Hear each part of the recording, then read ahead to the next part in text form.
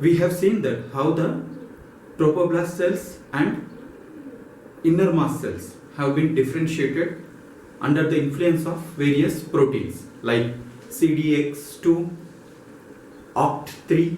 So these are the homeotic proteins which influences the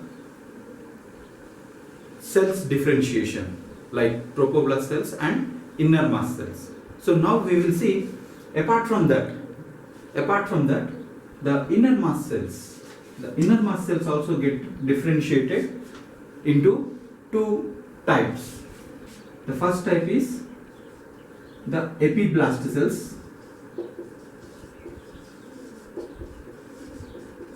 and the cells below the epiblast cells are the primitive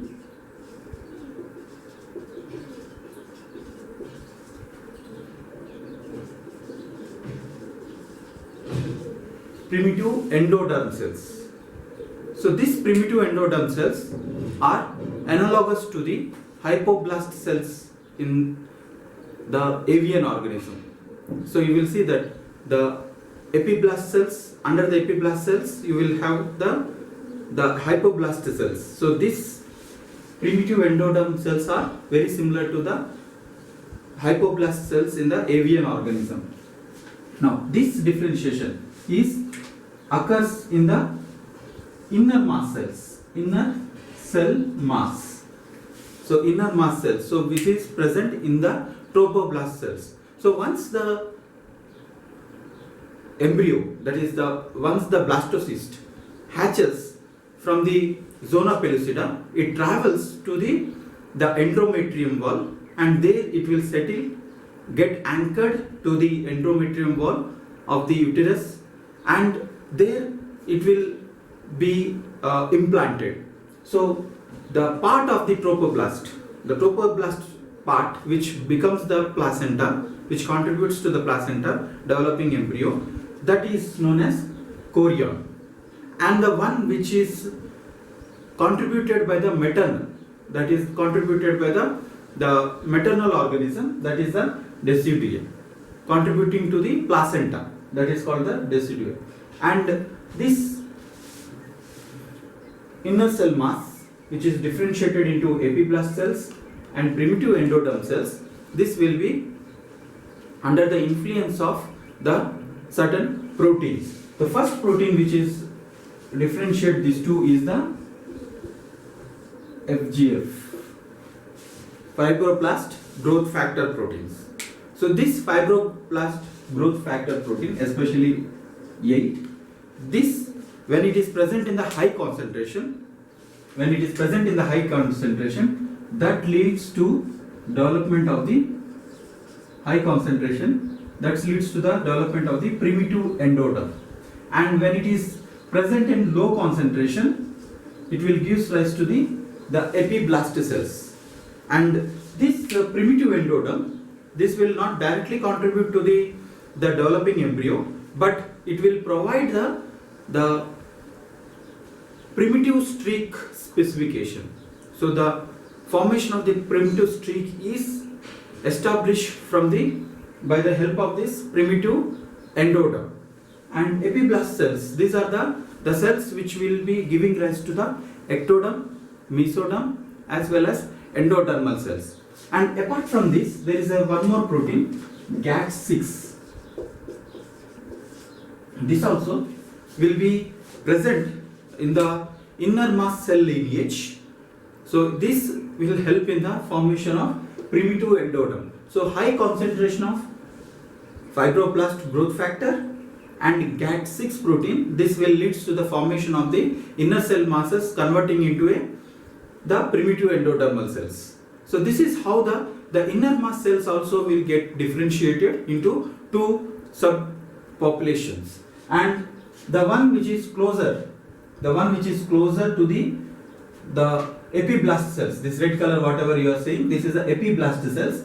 This epiblast cells, and under that you have a hypoblast cells, that is a primitive endodermal cells. So the cells which are closer to the epiblast cells, these are called as the visceral endoderm. These are the visceral endoderm, and the one which is closer to the yolk, so this is a blastocele, which acts as a yolk in the mammalian organism, even though yolk is absent very in this organism. So this layer which is close, the primitive endodermal layer which is closer to the yolk sac, it is forms the parietal endoderm.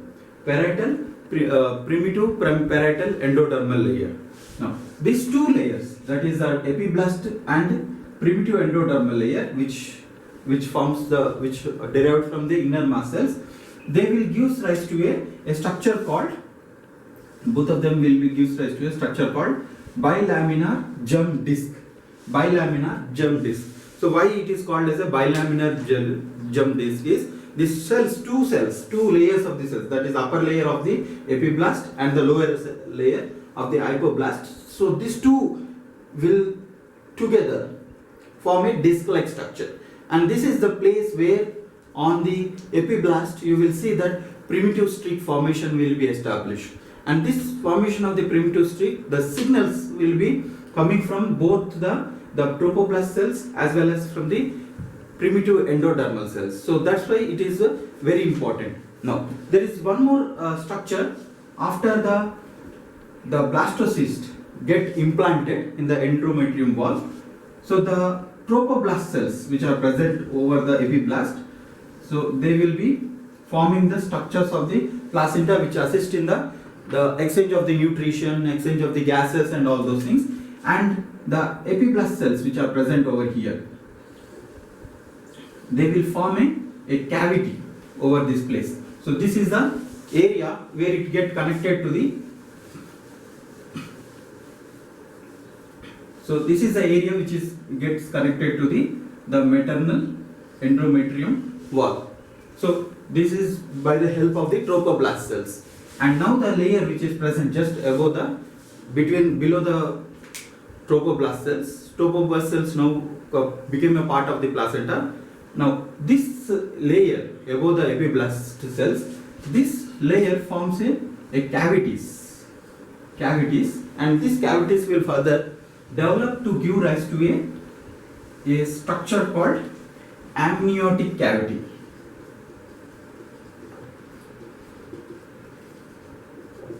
And this is a structure which protects the developing embryo from the shocks which are arises. So from it observes the shocks which are present and they will be protecting the developing embryo. Now this is the epiblast layer and this is the primitive endodermal layer, that is the hypoblast layer. So both these layers are present below the amniotic cavity. So you will see that it is like a cup-like structure. Within that cup-like structure you will have the two layers which is designated as a bilaminar germ disc layer. Now this, with the help of the different proteins, they will be giving rise to the formation of the primitive streak. So one of that protein which is plays important role in the primitive streak organization, that is the transport of the cells which are present in the epiblast during the primitive streak formation. In this you will see the same phenomenon, like the primitive groove is formed, the cells which are present in the epiblast, they will be migrating inside. So this is the epithelial mesenchymal transition. So EMT transition is also seen in this case also. So all the places, when we discussed about the epithelial mesenchymal transition for the first time, we were discussing that in all the vertebrates we will see this epithelial mesenchymal transition. So this epithelial mesenchymal transition is common in all the vertebrate and chordate organism, that the ectodermal layers, the epiblast layers which are present, they will be giving rise to the subsequent germ layers, that is ectodermal layer, mesodermal layer, and as well as the endodermal layer will be arising. So that the movement of the epithelial cells into the for formation of the mesenchymal cells, for this you will have the fibroblast growth factor protein will be helping in the formation of the primitive streak, and as well as in the organizing of the primitive streak and movement of the cells, mesenchymal cells. So those proteins which is under the influence of the FGF are the snail brachyury protein, as well as the TBX6. So these are the proteins which will be assisting in the mesenchymal cells and specification and patterning of the primitive streak. So this is how the initial area for the primitive streak will be forming by the help of both the primitive endodermal cells and the epiblast cells. And here we will also see that amniotic cavity also produced once the blastocyst has hatched and implanted in the endometrium wall. So once the bilaminar layer has formed from the epiblast cells as well as the primitive endodermal cells, you will see the primitive streak formation will be established. So this is the disc, bilaminar disc, which contains the upper hypoepiblast cells and lower hypoblast cells, which are the primitive endodermal cells, and on the top you have the amniotic layer, amniotic cavity, amniotic fluid which protects from the shocks. So this bilaminar disc which is present, this will assist in this will proceed for the formation of the primitive streak, and that also from the posterior side and extend to the anterior side. And the terminal point of the primitive streak is called node, which is analogous to the Hansen node in the bird development. Node structure. So primitive streak formation, and this through this the cells which are present over here, they will be passing inside during the gastrulation process. So the same mechanism what you will see in the bird development, here also the primitive streak will be developed, and the epiblast cells will be migrating inside, and this migrating cells, the mechanism which involves is the epithelial mesenchymal transition. So the cells which get migrated, they will develop into a mesodermal layer, endodermal layer. So this is how the primitive streak formation and also the migration will be proceeded. So once the primitive streak formed, it will be showing the anterior posterior axis. So how this anterior posterior axis is established? So this is given by two signals. One is the node which is formed, the node which is analogous to the Hansen node, which forms at the tip of the primitive streak, that will induce the neural formation, neural structure formation by secreting cordrin protein. So this is the first signal which initiates the axis formation, that is anterior posterior axis formation. The other is anterior visceral endoderm. So anterior visceral endoderm is a structure which is derived from the primitive endoderm.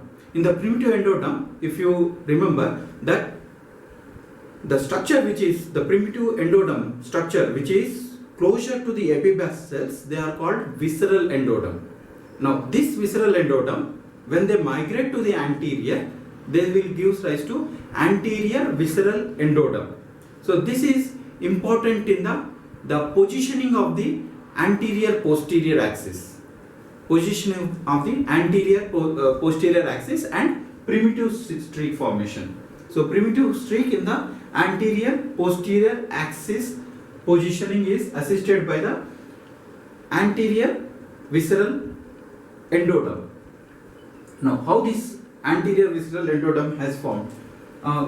We have seen that the disc, laminar disc which forms, they will give rise to the primitive streak which contains the node on the structure. So this disc, bilaminar disc which is present, when it grows, then it will not grow in the it not encircles, but rather it grows. The epiblast grows deeper into the endometrium wall. So when it is growing deeper into the endometrium wall, the maternal cells which are present, the uterine wall cells which are present, that will be compressing this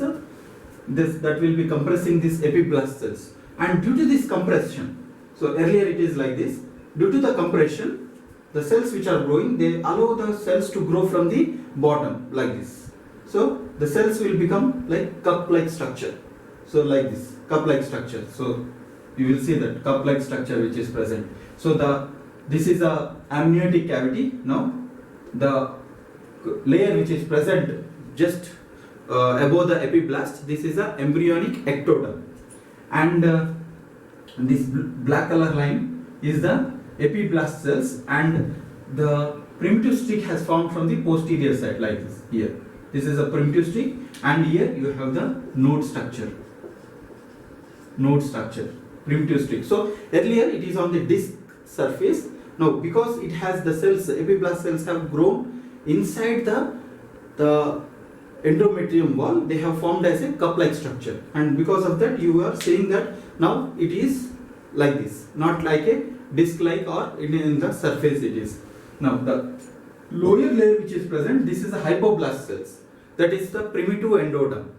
Now these cells which are present, these primitive endodermal cells which are present, these cells while growing, they will be pushing the primitive endodermal cells to the anterior side.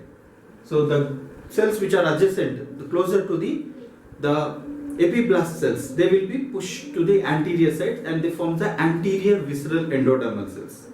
Now these signals which anterior visceral endoderm will be giving, before that the extra embryonic ectoderm which is present here, this is the extra embryonic, this will release the BMP4 factor, BMP4 protein, which influence the epiblast cells which are present below it.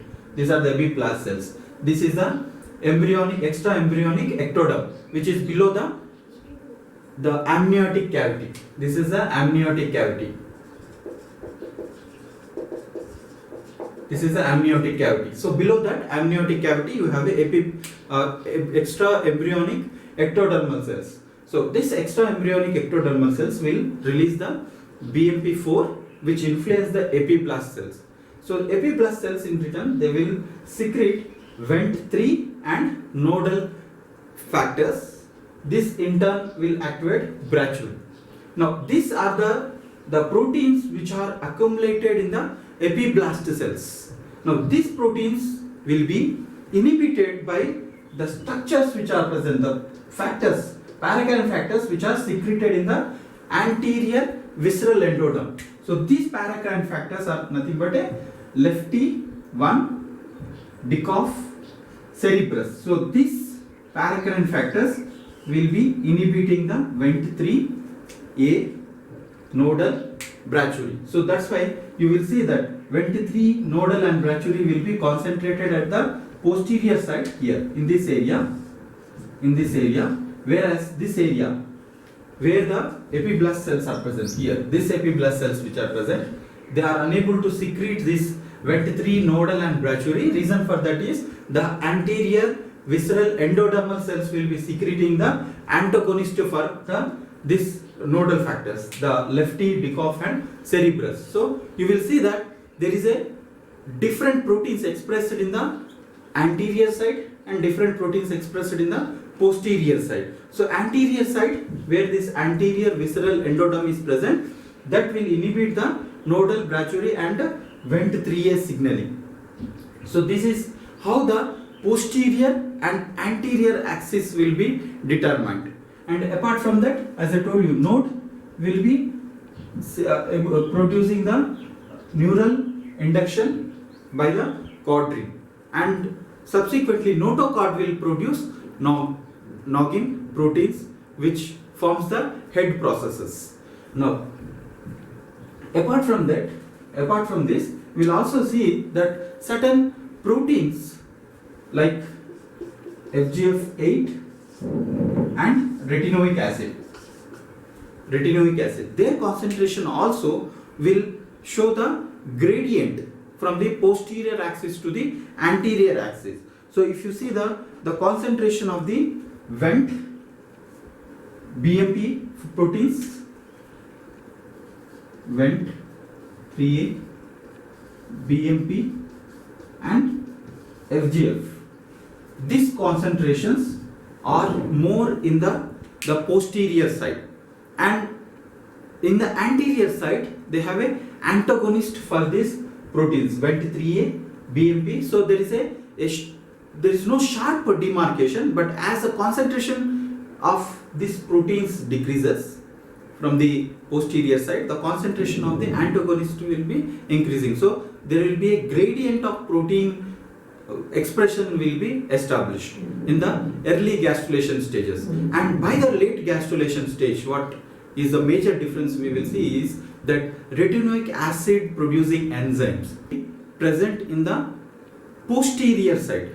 So this posterior side retinoic acid enzyme in the late gastrular stage will help in the posterior axis formation. So along with FGF8, Wnt 3A, BMP, retinoic acid in the late gastrular stage will help. So retinoic acid along with Wnt 3, BMP, FGF, this all will be activating CDX family genes, which are again, these are the homeotic genes. We have discussed that these are homeotic genes, and they also regulate in the differentiating in the trophoblast cells from the inner mass cells. The same homeotic genes, which in turn activate many other signaling pathway, will be activated by this posterior concentrated proteins. And these homeotic genes in the mammalian organisms, they are present in the 4 different domains, and this help in the each and every segment differential expression of different proteins. And this is how the initial axis proteins, that is anterior posterior axis proteins, help in the establishing the cascade of events later by the homeotic genes.